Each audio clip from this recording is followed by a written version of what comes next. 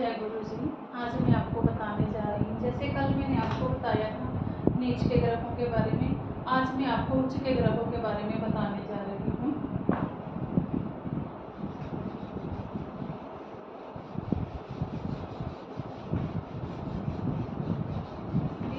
जैसे नीच के होते हैं उसके ऑपोजिट में जाकर ये जो है उच्च के हो जाते हैं।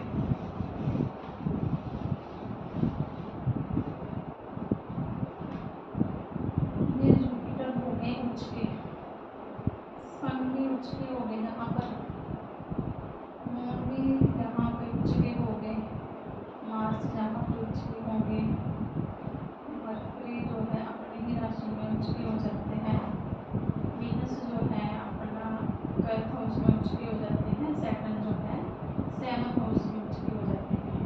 अब देखिए ये 10th में जुपिटर जो थे नीच के थे, लेकिन उनके ऑपोजिट में आते ही जो उच्च के हो गए हैं। सन जो थे 7th हाउस में नीच के थे, जहाँ 7 नंबर राशि लिखे थे, अब 1 नंबर पे आए हैं तो उनके ऑपोजिट आ गए हैं तो जो उच्च के हो गए हैं।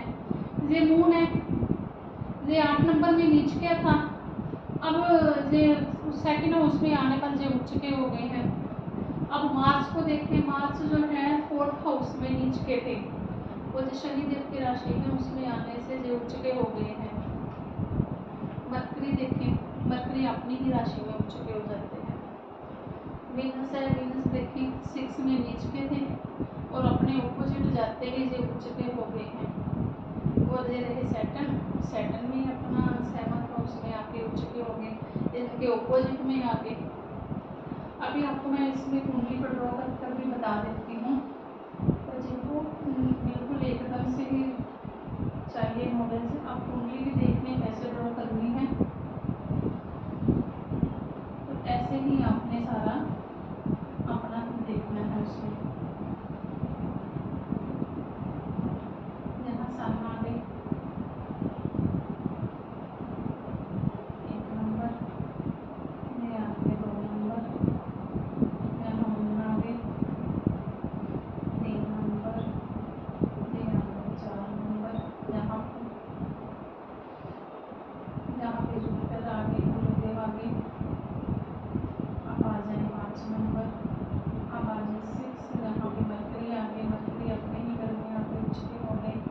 यहाँ पे आ गया 7 नंबर, 7 में आपके सैटर्न उच्च के हो गए, ऑपोजिट आ गए ना।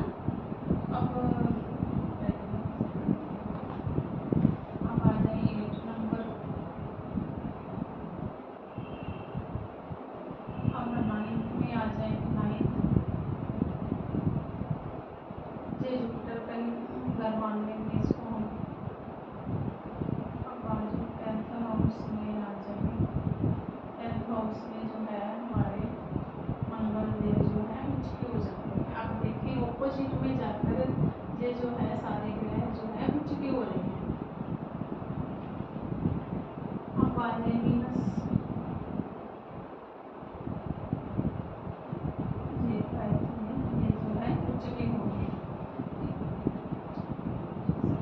अब ये जो है सारे ग्रह जो है अपने ऑपोजिट में आकर ये जो है सारे ग्रह उच्च के हो गए हैं।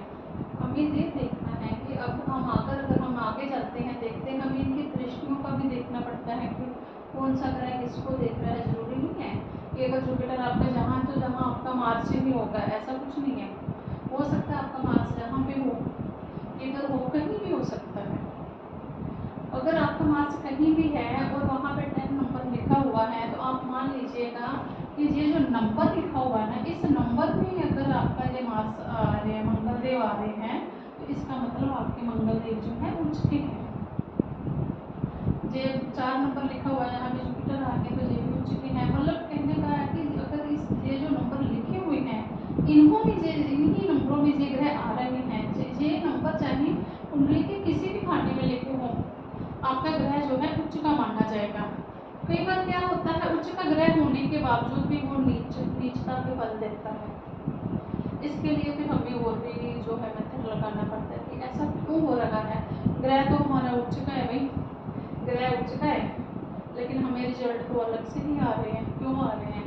इनका मतलब कि इनको कोई ऐसी दृष्टियाँ हो रही है, इनके ऊपर ऐसे, इनके साथ कोई ऐसे मेलेफिक प्लैनेट है जो इनके साथ बैठे हुए हैं, जहाँ उनके नक्षत्रों में ये ग्रह बैठे हुए हैं, तो कौन सी दृष्टि किसको कैसे कैसे खराब कर रही है, ये सब जो है, ये जो है आज ये आगे का पार्ट है।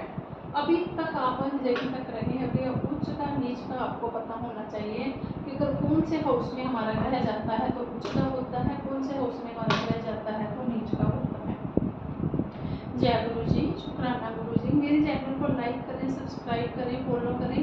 अगर आपको और भी जानकारी चाहिए तो आप मेरे को कमेंट करके पूछ सकते हैं। वास्तु के रिलेटेड भी आपको कोई जानकारी चाहिए तो वो भी आप